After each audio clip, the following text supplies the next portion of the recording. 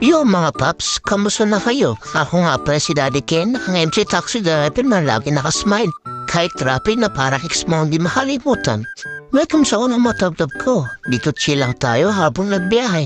May kwentuhan, konti katatawanan at kung minsan, konting kabaliwan.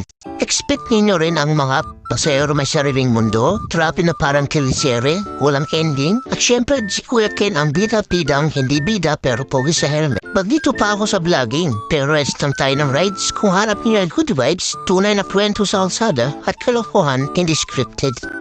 Please pa-like and share naman to mga paps.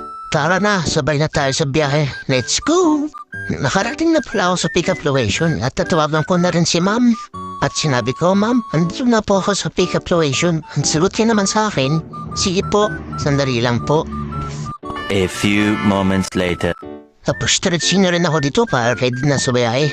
5 minutes later. Ang tagal naman ng sandali ni ma'am. 1 eternity later.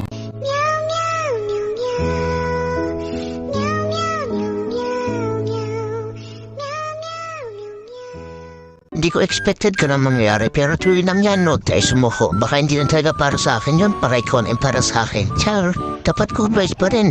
Tigipas din yan. Oo. Ay!